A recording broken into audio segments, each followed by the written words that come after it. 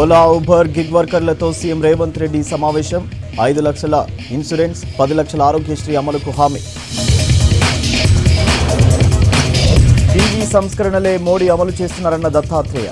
భారతరత్న ఇవ్వాలన్న BRS working president KTR. సిఫార్సు లేఖలపై పోస్టింగులు ఉండవు. సైబరాబాద్లో 8% crime rate పెరిగిందన్న CP.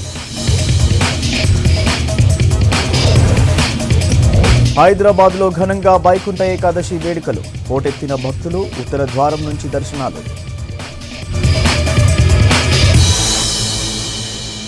Nampally exhibition గ్రౌండ్స్లో ఓలా, ఊబర్, గిగ్ వర్కర్లతో భేటీ అయ్యారు ముఖ్యమంత్రి రేవంత్ రెడ్డి. గిగ్ వర్కర్లు ఎదుర్కొంటున్న సమస్యల్ని తెలుసుకున్నారు. ఈ సందర్భంగా గిగ్ కార్మికులకు ప్రభుత్వం కీలక హామీలిచ్చింది. గిగ్ వర్కర్లకు ఏదైనా ప్రమాదం జరిగితే 5 లక్షల రూపాయల ఇన్సూరెన్స్ ఇచ్చేందుకు ప్రభుత్వం అంగీకరించింది. దీంతో పాటు 10 లక్షల ఆరోగ్యశ్రీ స్కీమ్ను వర్తింపజేస్తామని తెలిపారు. ఊబర్, ఓలా, గిగ్ కార్మికుల సంక్షేమానికి కృషి చేస్తామని సీఎం హామీ ఇచ్చారు.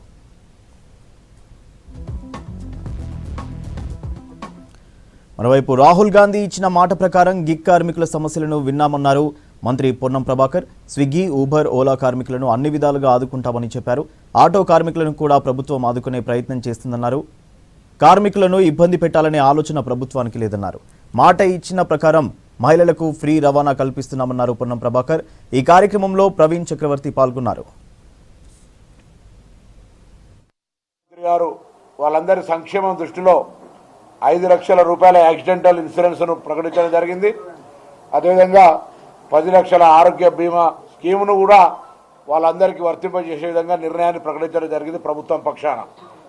అదేవిధంగా ఇటీవల 2-3 నెలల కింద హైదరాబాద్లో ఒక స్విగ్గీ డెలివరీ చేయడానికి పోయినటువంటి అబ్బాయి ఆ ఇంటి నుంచి కుక్క వచ్చి తరిమితే బంగ్లా నుంచి కింద పడి ఆసుపత్రిలో చికిత్స పొందుతూ మరణించినటువంటి కుటుంబాన్ని అప్పటి ప్రభుత్వం ఆదుకోలేదు. వెంటనే ప్రభుత్వం ఆదేశాలు ఇచ్చింది. ఆ కుటుంబ సభ్యులకు ప్రభుత్వం తరఫున సీఎం సహాయ నిధి నుంచి 2 లక్షల రూపాయల సహాయ నిధిని కూడా అందజేయడం జరుగుతుంది. దాంతో పాటుగా ఈ సమస్యలన్నింటినీ పరిష్కరించడానికి ఐటీ శాఖ మంత్రి గారికి కూడా సూచన చేయడం జరిగింది. గౌరవ ముఖ్యమంత్రి గారు ఒక యాప్ను ఐటీ హబ్ ద్వారా తీసుకొచ్చి భవిష్యత్తులో సమస్యలు లేకుండా చూసే విధంగా కూడా వారొక దాని మీద కార్యాచరణ చేపట్టడం చేయమని చెప్పి జరిగింది. దాంతో పాటుగా ఇటు ఐటీ ఇన్ఫర్మేషన్ మినిస్టర్ కావచ్చు, కార్మిక శాఖ కావచ్చు, లేదా ట్రాన్స్పోర్ట్ శాఖ కావచ్చు, ఈ 3 కలిసి గతంలో రాజస్థాన్లో చేసినటువంటి చట్టానికంటే మెరుగ్గా ఈ ప్రభుత్వం మేము పరిపాలకుల కంటే సేవకులంగా ఎక్కువగా భావించేటువంటి వాళ్ళం.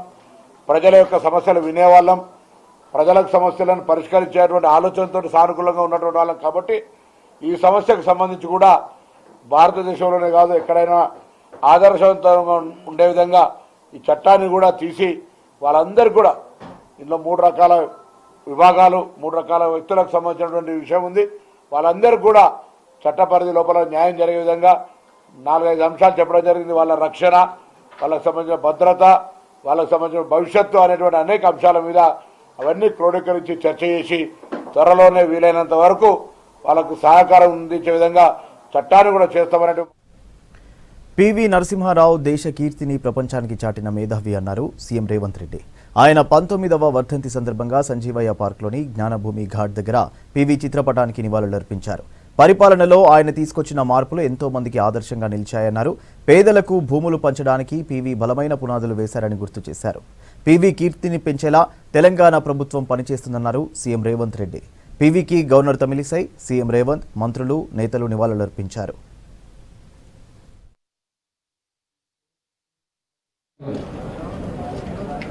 ప్రపంచానికి తెలియజెప్పిన గొప్ప మేధావి, బహుభాషా కోవిదుడు శ్రీ పివి నరసింహారావు గారు మన తెలంగాణ బిడ్డ కావడం మనందరి యొక్క అదృష్టం.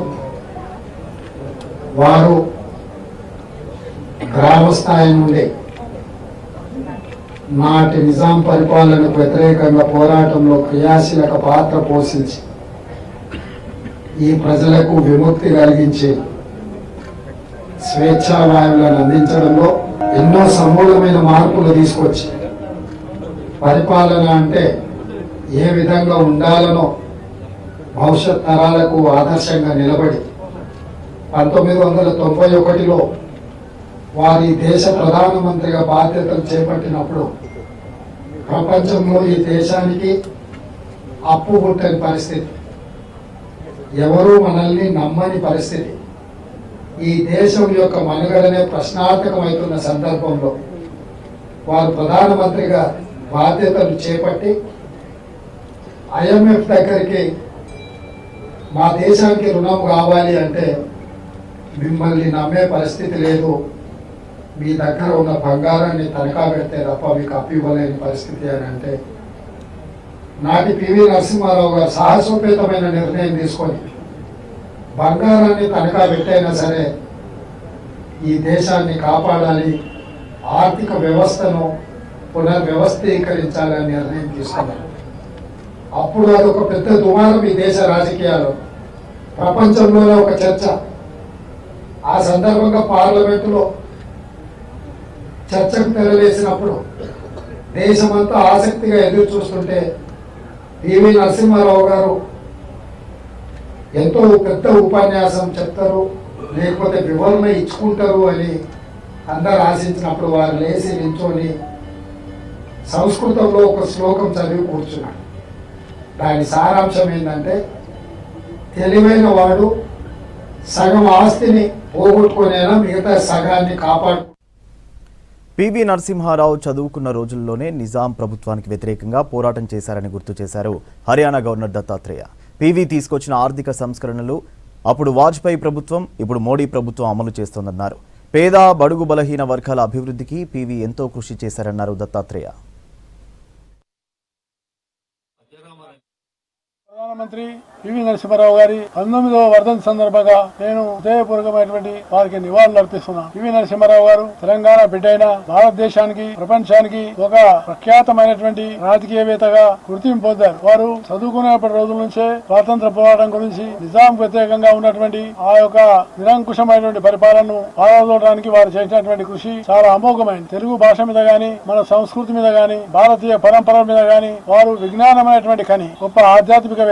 కేవలం రాజకీయవేత్తనే కాదు, ఆధ్యాత్మికవేత్త, ఆర్థికవేత్త. దాదాపుగా కేంద్ర ప్రభుత్వంలో అనేకమైనటువంటి మంత్రిత్వ శాఖలను చేసి, ఆనాటి ఆంధ్రప్రదేశ్ ముఖ్యమంత్రిగా కూడా చేసి, చాలా విశేషమైనటువంటి రాజకీయమైనటువంటి అనుభవం ఉన్నటువంటి గొప్ప నాయకుడు పివి నరసింహారావు గారు. వారు దేశ సంక్షోభంలో ఉన్నప్పుడు ప్రధానమంత్రిగా ఈ దేశం కేవలం సోషలిజం ద్వారానే పేదరిక నిర్మూలన అవుతుందని భ్రమలో ఉన్నటువంటి రోజుల్లో సాహసోపేతమైన నిర్ణయం చేసి దేశాన్ని రక్షించడానికి ఏవైతే ఆర్థిక సంస్కరణలు చేపట్టాయో వాటిని ఆధారంగానే పివి నరసింహారావు గారు చేపట్టినటువంటి ఆర్థిక సంస్కరణలే అటల్ బిహారీ వాజ్పేయి గారు గాని, నేడు ప్రధానమంత్రి నరేంద్ర మోడీ గాని అందరూ వాటినే మూలంగా తీసుకొని ముందుకెళ్తున్నారు. ఈరోజు దేశం అన్ని రంగాల్లో ప్రగతి సాధిస్తుందంటే, నిరుద్యోగ సమస్య కూడా పరిష్కారం సాధిస్తుందంటే, సంపదను సృష్టించి ఈ సంపదను పేదవాళ్లకు, బడుగు బలైన వర్గాలకు వాటిని సామాజికంగా పెంపొందింపజేయాలనే ఉద్దేశంతో సంపద పెంపుదలనే ఈ ఆర్థికమైనటువంటి సంస్కరణ. సంపదను కేవలం పంచడమే కాదు, సంపదను వాళ్ళకి సాధికారికతగా ఇచ్చి విద్య, వైద్యము, వైజ్ఞానికమైనటువంటి విషయాల మీద వారు దృష్టిని మరల్చి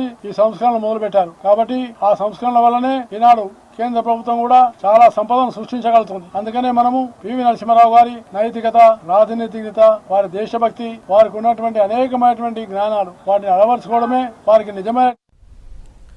మాజీ ప్రధాని పివి నరసింహారావు 19వ వర్ధంతి సందర్భంగా సంజీవయ్య పార్క్లోని జ్ఞానభూమి ఘాట్ దగ్గర నివాళులర్పించారు మాజీ మంత్రి కేటీఆర్. దేశ అభివృద్ధికి పివి ఎంతో కృషి చేశారని తెలిపారు. ఆర్థిక సంక్షోభంలో దేశాన్ని గట్టెక్కించిన గొప్ప నాయకుడన్నారు. పివి నరసింహారావుకు భారతరత్న ఇవ్వాలని డిమాండ్ చేశారు కేటీఆర్. తెలంగాణ వారికి, అదేవిధంగా భారతదేశానికి వన్నె తెచ్చి ఆర్థిక సంక్షోభంలో కూరుకుపోయిన భారతదేశానికి దిశానిర్దేశం చేసి, ఆనాడు అప్పుల్లో మునిగిపోయిన భారతాన్ని మన్మోహన్ సింగ్ గారితో కలిసి బయటికి తీసుకొచ్చి భవిష్యత్ భారతావనికి బంగారు బాటలు పరిచిన మహానుభావుడు, తెలుగు తేజస్సు, తెలంగాణ బిడ్డ, గౌరవనీయులు పెద్దలు శ్రీ పివి నరసింహారావు గారి 19వ వర్ధంతి సందర్భంగా మా పార్టీ తరపున, మా గౌరవ పెద్దలు, మా పార్టీ అధ్యక్షులు కేసీఆర్ గారి తరపున, అదేవిధంగా తెలంగాణ సమాజం తరపున వారికి హృదయపూర్వకంగా నివాళులు అర్పిస్తూ, ఏ రకంగానైతే గతంలో ప్రభుత్వంలో ఉన్నప్పుడు పివి గారి టీవీని భవిష్యత్ తరాలకు తెలియజెప్పే విధంగా శత జయంతి ఉత్సవాలు నిర్వహించాము. ఏ రకంగానైతే ఆనాడు పీవీఎన్ఆర్ మార్గ్ ఏర్పాటు చేసి అదేవిధంగా ఇతర దేశాల్లో విదేశాల్లో కూడా పీవీ గారి విగ్రహాలు ఏర్పాటు చేసి వారి యొక్క త్యాగనిరతి, వారి యొక్క సేవలు, వారి యొక్క ఆదర్శాలు భవిష్యత్తులో అందరికీ గుర్తుండిపోయే విధంగా కృషి చేశాము. అదే రకంగా తప్పకుండా భవిష్యత్తులో కూడా పివి నరసింహారావు గారి బాటలో వారి ఆశయాలకు అనుగుణంగా, వారి ఆదర్శాలకు అనుగుణంగా తప్పకుండా ముందుకు సాగుతాం. మరి మేము ఆ రోజు కూడా ప్రభుత్వాన్ని డిమాండ్ చేశాం, ఈరోజు కూడా చేస్తూ ఉన్నాం. మళ్ళీ పివి నరసింహారావు గారికి శత జయంతి ఉత్సవాల్లోనే ఆనాడు ప్రభుత్వంగానే మేము డిమాండ్ చేసినాం కేంద్ర ప్రభుత్వాన్ని, మీరు భారతరత్నగా వారిని గౌరవించాలి, వారిని తప్పకుండా వారికి ఒక ఘాట్ నిర్మాణం చేయాలి ఢిల్లీలో అని చెప్పి కోరినాము. కాంగ్రెస్ చేసిన అన్యాయం ఏదైతే ఉన్నదో దాన్ని మీరు సవరించండి అని చెప్పి కూడా కేంద్ర ప్రభుత్వానికి కోరాము, విజ్ఞప్తి చేశాము.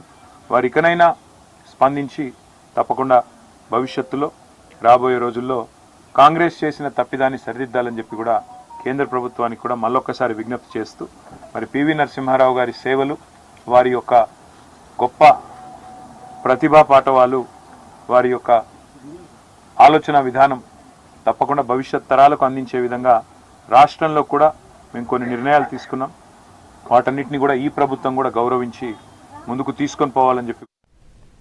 తెలంగాణలో రాష్ట్రపతి ద్రౌపది ముర్ము శీతాకాల విడిది ముగిసింది. హకీంపేట ఎయిర్పోర్ట్ నుంచి ప్రత్యేక విమానంలో ఢిల్లీ వెళ్లారు రాష్ట్రపతి. 5 రోజుల శీతాకాల విడిదిలో భాగంగా తెలంగాణలో పర్యటించారు. పోచంపల్లి సహా పలు ప్రాంతాలను సందర్శించారు. రాష్ట్రపతికి గవర్నర్ తమిళిసై సౌందరరాజన్, సీఎం రేవంత్ రెడ్డి, మంత్రులు సెండ్ ఆఫ్ చెప్పారు. వైకుంఠ ఏకాదశి పురస్కరించుకుని సిటీలోని ఆలయాలన్నీ భక్తులతో రద్దీగా మారాయి. తెల్లవారుజాము నుంచే భక్తులు తరలివచ్చి ఉత్తర ద్వార దర్శనం ద్వారా స్వామివారిని దర్శించుకున్నారు. ఇవాళ స్వామివారిని దర్శించుకుంటే పుణ్యం దక్కుతుందన్న నమ్మకంతో జనాలు ఆలయాలకు పోటెత్తారు.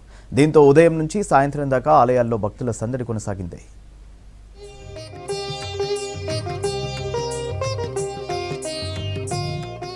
వైకుంఠ ఏకాదశి సందర్భంగా సిటీలోని ఆలయాలు భక్తులతో కిటకిటలాడాయి. తెల్లవారుజామునే దర్శనానికి బారులు తీరి స్వామివారిని దర్శించుకున్నారు. ధనుర్మాస శుక్లపక్షంలో వచ్చే ముక్కోటి ఏకాదశి రోజు 3 కోట్ల మంది దేవతలు భూలోకానికి వచ్చి శ్రీ మహావిష్ణువును పూజిస్తారని పురాణాలు చెప్తున్నాయి. ఇవాళ ఆలయాల్లో ఉత్తర ద్వారం గుండా విష్ణుమూర్తిని దర్శించుకుంటే పుణ్యం కలుగుతుందని భక్తుల నమ్మకం. దీంతో తెల్లవారుజాము నుంచే దర్శనం కోసం ఆలయాలకు పోటెత్తారు భక్తులు.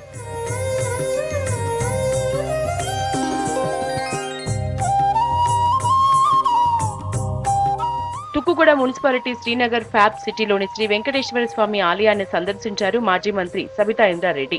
వైకుంఠ ఏకాదశి పర్వదినం పురస్కరించుకుని ఉత్తర ద్వారం ద్వారా స్వామివారిని దర్శించుకుని కొడుకు కార్తీక్ రెడ్డితో కలిసి ప్రత్యేక పూజలు చేశారు. ఆ తర్వాత వేద పండితుల ఆశీర్వచనాలు తీసుకున్నారు.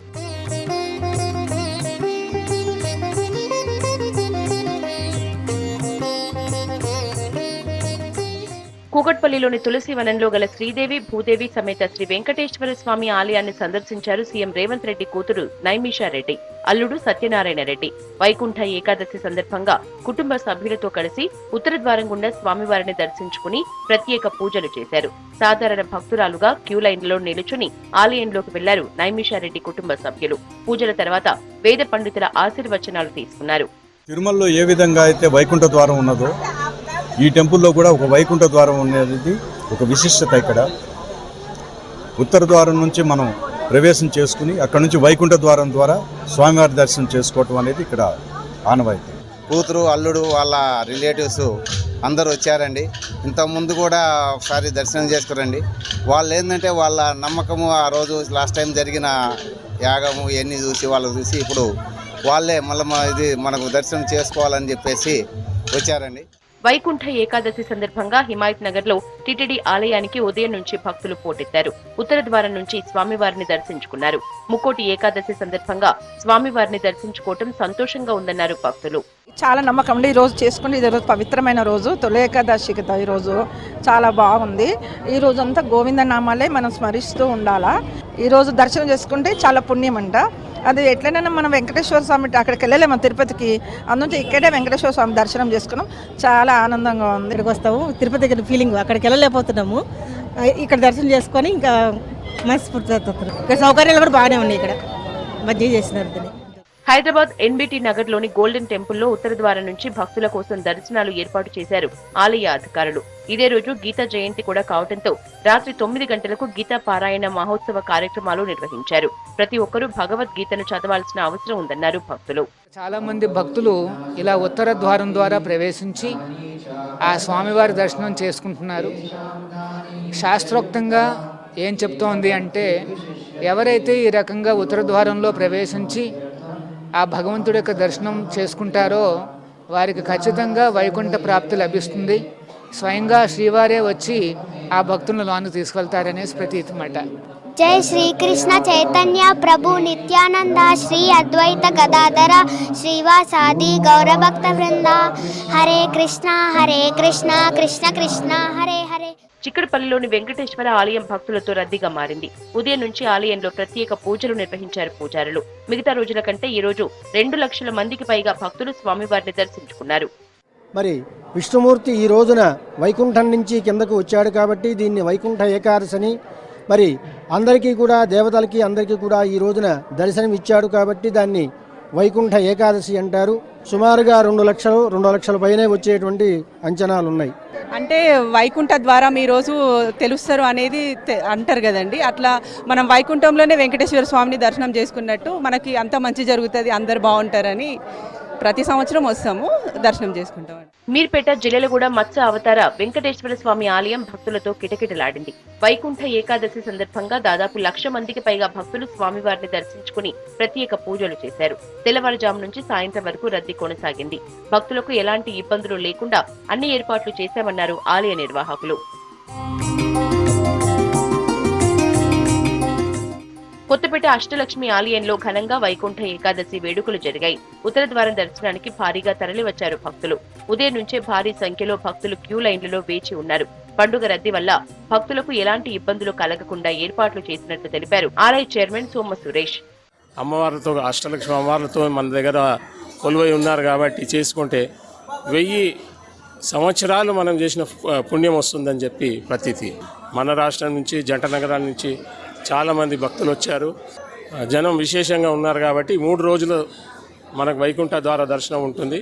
అందరూ దర్శనం చేసుకొని తరించగలరు.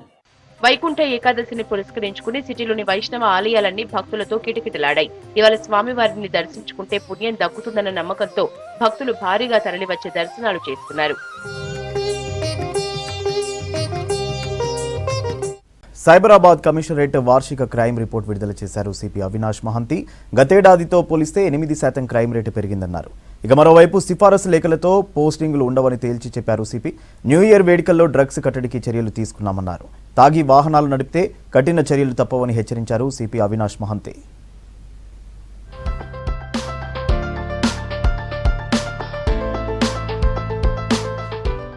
ఎమ్మెల్యేల కొనుగోలు కేసులో దర్యాప్తు కొనసాగుతుందన్నారు సిపి అవినాష్ మహంతి. త్వరలోనే కేసుపై వివరాలు అందిస్తామని చెప్పారు. ఇక మాజీ మంత్రి శ్రీనివాస్ గౌడ్ పై జరిగిన హత్యాయత్నం కేసులోనూ విచారణ కొనసాగుతోందని చెప్పారు CP.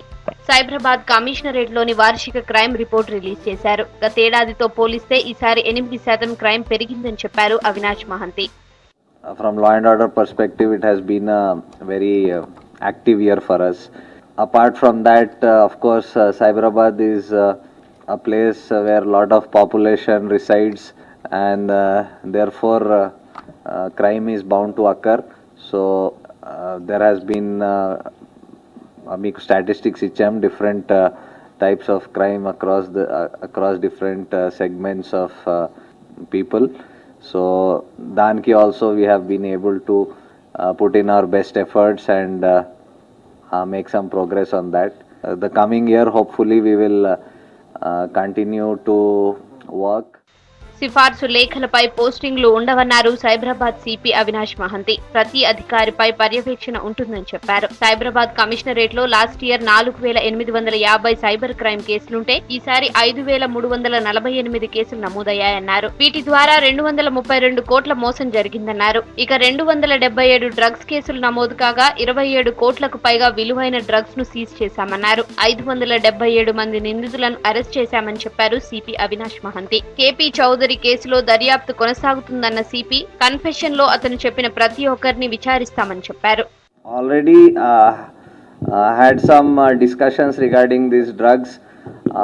So danki manam we are gearing up our SOT totally for that purpose, both in terms of collection of intelligence, developing sources, then tracking the ఏమైనా movement ఉండడం, then of course seizures. అది కాకుండా then we also want to focus on regular enforcement. మా దగ్గర మీ అందరికి తెలుసు చాలా large number of form houses ఉన్నాయి, పబ్స్, బార్స్ అండ్ రెస్టారెంట్స్ చాలా ఉన్నాయి. So regular enforcement on these establishments కూడా we will step up. Cyberabad commissionerate limits లో ఎక్కువగా రియల్ ఎస్టేట్, ఆర్థిక పరమైన నేరాలు జరుగుతున్నాయన్నారు సిపి అవినాష్ మహంతి. బాధితులందరికీ న్యాయం చేసేందుకు ప్రయత్నిస్తున్నామని చెప్పారు. గతేడాదితో పోలిస్తే ఈసారి మహిళలపై అత్యాచార కేసులు తగ్గాయన్నారు. 2022లో 316 రేప్ కేసులు నమోదైతే ఈసారి 259 కేసులు రిజిస్టర్ అయ్యాయన్నారు సిపి అవినాష్ మహంతి. ఇక ఆపరేషన్ ముస్కాన్ స్మైల్ లో భాగంగా 1829 మంది చిన్నారులను రక్షించామని చెప్పారు. Part of economic offense only cheat chedam in the name of giving job or providing employment or something like that. So economic offense in particular maki it will be a very important focus area. దానికి investigation కొంచెం streamline చేయడం, ప్రాంప్ట్గా register చేయడం and also ఎక్కడ అవసరం సిబ్బందికి train చేయడం on that matter, work on and do it. సిటీలో road ప్రమాదాలు, హత్యలు, చోరీ కేసులు కూడా పెరిగాయన్నారు సిపి అవినాష్ మహంతి. ఇక ఈ ఏడాది 52,000కు పైగా డ్రంక్ అండ్ డ్రైవ్ కేసులు నమోదైతే 1267 మందికి శిక్షలు పడ్డాయని చెప్పారు. ఇక న్యూ ఇయర్ సందర్భంగా తాగి వాహనాలు నడిపితే కఠిన చర్యలు తప్పవని హెచ్చరించారు సిపి మహంతి. విద్యార్థులకు చదువుతో పాటు ఆటపాటలు ముఖ్యమన్నారు సింగర్ రమ్య. బోడుపల్లిలోని పల్లవి స్కూల్ 10వ వార్షికోత్సవ వేడుకల్లో చీఫ్ గెస్ట్గా పాల్గొన్నారు. హైదరాబాద్లోని పల్లవి స్కూల్లో అకాడమిక్స్తో పాటు స్పోర్ట్స్కు ప్రాధాన్యత కల్పించబడుతుందన్నారు స్కూల్ డైరెక్టర్ సుశీల్ కుమార్. సెలబ్రేషన్లలో సింగర్ రమ్య, ప్రిన్సిపల్ తనూజ, టీచర్లు, స్టూడెంట్స్, పేరెంట్స్ పాల్గొన్నారు. విద్యార్థుల సాంస్కృతిక కార్యక్రమాలు అందరినీ అలరించాయి.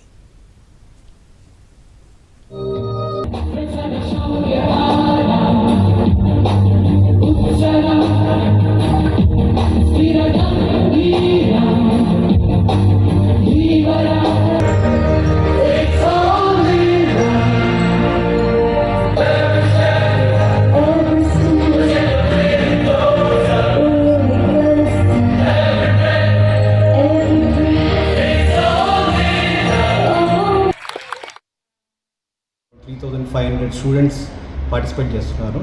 ఇది 10వ వార్షికోత్సవం. 10 years అయింది ఈ స్కూల్ పెట్టేసి. ఫస్ట్ 350 స్ట్రెంత్తో 2014లో స్టార్ట్ చేస్తాము. ఇప్పుడు 3,500 స్టూడెంట్స్ ప్లస్ ఉన్నారు. 7 acre క్యాంపస్తో జరుగుతుంది. మెయిన్గా స్పోర్ట్స్ ఒక ఇంపార్టెన్స్ పేరెంట్స్కి చెప్పడం జరుగుతుంది. పల్లవి గ్రూప్ ఆఫ్ స్కూల్స్లో 360 degrees హోలిస్టిక్ డెవలప్మెంట్ పైన ఫోకస్ చేస్తాము. అంటే అకాడమిక్స్కి ఎంత ఇంపార్టెన్స్ ఇస్తామో స్పోర్ట్స్ కూడా అంతే ఇంపార్టెన్స్ ఇస్తాము. అకాడమిక్స్తో పాటు స్పోర్ట్స్ కేటగిరీలో కూడా చాలా అవకాశాలు, ఉద్యోగాలు ఉంటాయి.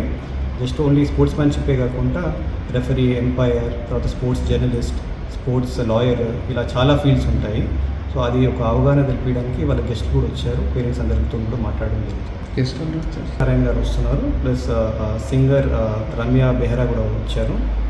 Gita Bhaskar madam actors plus CEO ఇన్ఫేమ్, తను కూడా రావడం జరిగింది. ఇవాళ పల్లవి మోడల్ స్కూల్ స్పోర్ట్స్ డేకి వచ్చేసాను నేను. అండ్ చాలా చాలా నాస్టాలజిక్ అనిపించింది. నా స్పోర్ట్స్ డే ఈవెంట్ గుర్తొచ్చేసింది అనమాట. అండ్ పిల్లలు ఎంతో బాగా పర్ఫామ్ చేశారు. స్పోర్ట్స్లో అండ్ ఆర్ట్స్లో రెండిట్లో కూడా చాలా చాలా బాగా పర్ఫామ్ చేశారు. And I really acknowledge Pallavi model school for encouraging both sports and arts, as ఆ రెండు కూడా చాలా ఇంపార్టెంట్ ఒక పర్సన్కి. So I'm really very Mukkoti Ekadashi పర్వదినం సందర్భంగా ఆలయాలు భక్తులతో కిటకిటలాడుతున్నాయి. హైదరాబాద్ లంగర్హౌస్లోని ముచ్చుకుంద దేవాలయానికి ఉత్తర ద్వార దర్శనం కోసం జనాలు క్యూ కట్టారు. స్వామివారికి ప్రత్యేక పూజలు, అభిషేకాలు చేశారు అర్చకులు. భక్తులకు ఎలాంటి ఇబ్బందులు లేకుండా అన్ని ఏర్పాట్లు చేశామన్నారు ఆలయ కమిటీ సభ్యులు.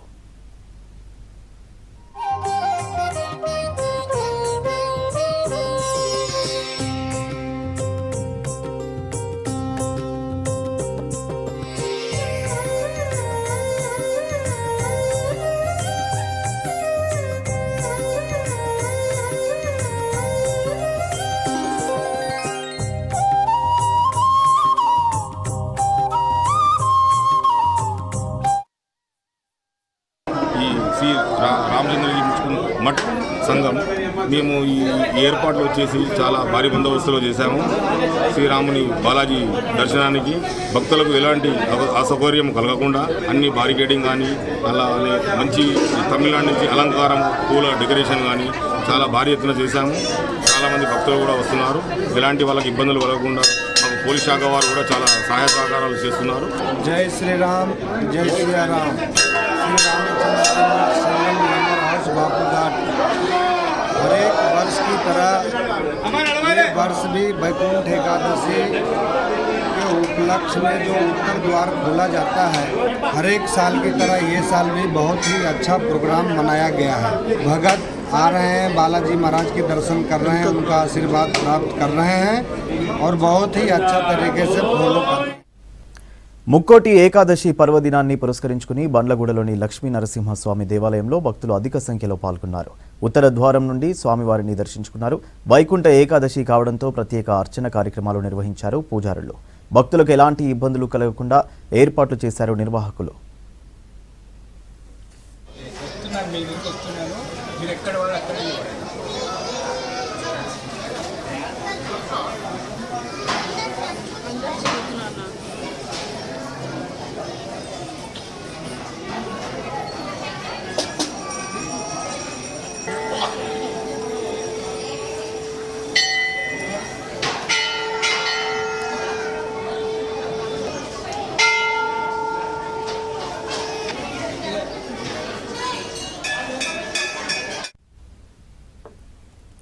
రాష్ట్రాన్ని కేసీఆర్ అభివృద్ధి చేయలేదని అప్పులపాలు చేశారన్నారు టీపీసీసీ అధికార ప్రతినిధి చనగాని దయాకర్. కేసీఆర్ చేసిన దోపిడీపైన విచారణ చేయాలని డిమాండ్ చేశారు. గత 10 సంవత్సరాలలో బీఆర్ఎస్ ప్రభుత్వం చేసిన 6 లక్షల కోట్ల అప్పు తెలంగాణలోని ప్రతి వ్యక్తిపై భారం పడుతుందన్నారు.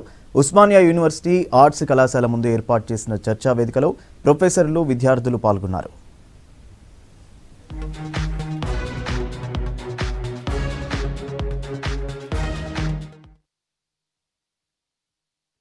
6,70,000 కోట్ల రూపాయల అప్పులు చేసి తెలంగాణ ఆర్థిక వ్యవస్థను తన సొంత ఎజెండాతో తెలంగాణను వల్లకాడు చేసినటువంటి కేసీఆర్ అవినీతి పైన ఒక విచారణ జరిపించాలని కూడా ఓయూ వేదికగా ఈరోజు ఒక చర్చా వేదికను ఏర్పాటు చేసినాం.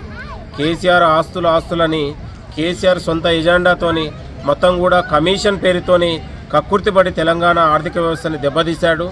ఎక్కడ కూడా అభివృద్ధి చేయలేదు. మొత్తం కూడా ఒక శూన్యంగా మార్చి ఇవాళ తెలంగాణలో ఎక్కడ కూడా న్యాయం జరిగినటువంటి పరిస్థితి లేదు. ఇవాళ నిరుద్యోగ రంగాన్ని కావచ్చు, లేకపోతే ఉపాధ్యాయ రంగం కావచ్చు, ఉద్యోగులు కావచ్చు, ఏ రంగం కూడా ఇవాళ సంతోషంగా ఉన్నటువంటి పరిస్థితి లేదు. 9.5 ఏళ్ల కాలంలో ప్రజల్ని కలవకుండా, ఇవాళ ప్రభుత్వ అధికారులతో సంప్రదించకుండా కేవలం సొంత ఎజెండాతోనే ఇవాళ ఆర్థిక వ్యవస్థను మొత్తం కూడా దివాలా తీసినటువంటి పరిస్థితి మీ అందరికీ తెలుసు.